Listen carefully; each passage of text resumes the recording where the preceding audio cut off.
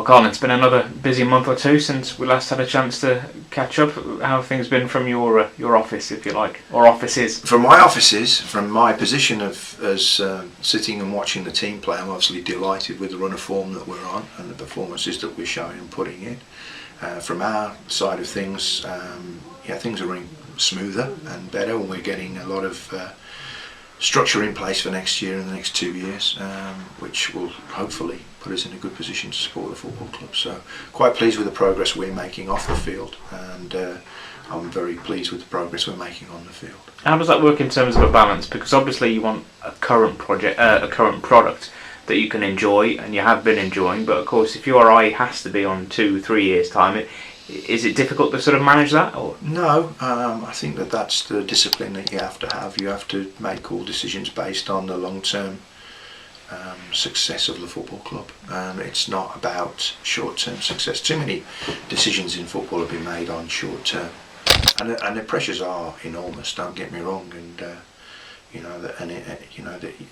more and more pressure now than there's ever been. But and I understand why people make the mistakes that they do, but they make the mistakes because they lose sight of the long term, and short-term mistakes require short-term solutions, and once you've had that short-term solution, you're left with a short-term problem.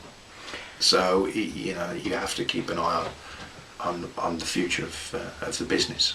The management team and the playing staff are very settled about their start to the season, in the sense that they say, to quote the manager, we've done okay. It's gone okay so far. Nobody's saying the world's been set on fire. You must be encouraged by what you've seen, but everyone knows there's a lot more work to do. The manager said we'd be competitive, and we've been competitive, and that's what we'll hope to remain, to be competitive. We know what we would like to achieve, but we have to control expectation as well. Even on Saturday, when I'm talking to Terry Dolan, their technical director, who's a good friend of mine from when he was manager at Hull, he's telling me that their budget, has been cut from last year, but this year's still bigger than ours, and quite a lot bigger than ours.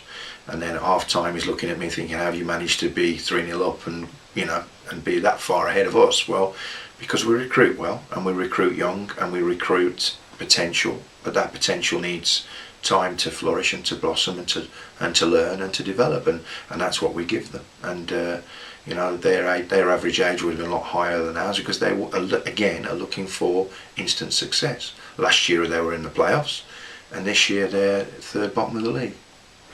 What do you say to supporters who, and with the transfer window not necessarily in place for non-league anymore, it's sort of a moot point, but they talk about January and get that itch about players leaving and players moving on and not being replaced, that whole sort of situation? How do you look at that with your hat on? I understand the concerns that they'd like us to keep this team together, and they'd like us to remain competitive, and we will remain competitive because that's what we've promised. But at the same time, everybody needs to understand that we're a business, and we have to balance the books, and we have to make sure that there's going to be a Kidderminster Harriers next season and the season after. So it's a balance, but a lot of the things that I'm reading and a lot of the support and the messages that we get through understand that balance. I think that our fan base is very educated now with regards to the plight of the football club, but I think also educated with regards to the style of play that we're playing on a Saturday afternoon. They are now more patient than they were. They understand that 1 minute that we might be one side attacking one side, but we have to go backwards to go across the other side and attack the other side. They understand and are being far more patient with the way that we're developing on the pitch. And I think that we've always had that patience with them with regards to things going on off the pitch, which is, it makes it rewarding. But then just recently it's been mooted that we were going to bring a legend back, and I couldn't quite understand where that came from, where we are open and honest with our support base, and if they wanted to ask, are we about to bring a former legend back, then they know where to come on a Saturday morning if they want to speak to me and ask, and I'll tell them, we're not in the business of bringing legends back, we're in the business of creating legends.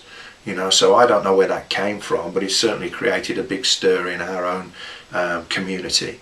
And the club's had some great players in the past, but the fact of the matter is, any player coming into this football club needs to be able to do a job in this current era in the way that we play. So they have to be technically proficient, they have to be very mobile, they have to be very fit, and they have to be pretty intelligent to be able to cope with the challenges that are put in front of them on a daily basis by this management team. So if they fit that, and they happen to have been former players as well, and if they happen to have been former legends, they'll come back to the football club if we can get them. But if they don't, and we're living on yesterday's performances and yesterday's successes, I'm not interested. I'm not interested. If that had been the case, we would have brought back a very famous former manager of ours when we had the opportunity to appoint somebody. We didn't. We don't go back. We're going forward. We create legend. We're not going to have legend held over us. You know, we are here to create something that's completely new, completely modern, completely different to what's gone on before, and that's the way it will be. So I'm a little bit disappointed that debate's been created around this legend nonsense. You know, I'm not interested. If the player can fit what we're looking to do and he will add value to what we're looking to achieve, then of course we'd be interested. What makes a legend now in this day and age? If you're looking at creating Kidderminster legends for 30, 40 years from now, about the Kidderminster team that started life in this division this season, how does this group go about doing that over the next few years? Keep winning, keep performing, keep entertaining. You know, the compliments we get from the fan base now about the way we play, the style of play, the Harriers way, we keep entertaining. But we're not going to become legends, none of us, until we actually achieve something. And achieving something is, you know, let's get back in the division we just came out of. Let's get back into the one above that. Let's see how far we can go. Let's win a cup. Let's win a trophy. Let's excite the supporters. But at the end of the day, winning creates legends. Winning, and that's what we have to achieve. Would it be fair to say that on one side, if there were an offer received for one of our players and that said player was very keen on pursuing that, then we're obviously not going to stand in their way? But on the flip side, that isn't going to be at the detriment of a gaping hole in our team. We can't afford for that to become a hole in our team. But we did recruit these players because we said we would be working with them every day to get them to where they want to be and to help them fulfil their potential. So we can't stand in their way if opportunity comes, but we need to be bright enough and skillful enough to get the best deal we can for the football club, to make sure that helps the football club going forward. But we also need to be prepared for that eventuality by having players ready to fill the slots that are left and are created. I can't stop somebody that I've promised that we would help them develop and move on. I can't stop them moving on because it hurts the team. We won't get the next one. And that one could be a legend. We won't get the next one and the next one and the next one. And that's the point. We need people to see that we play the game the right way, that our stands are filled with scouts coming to watch people, because, you know, this is the place, this is the new breeding ground for success.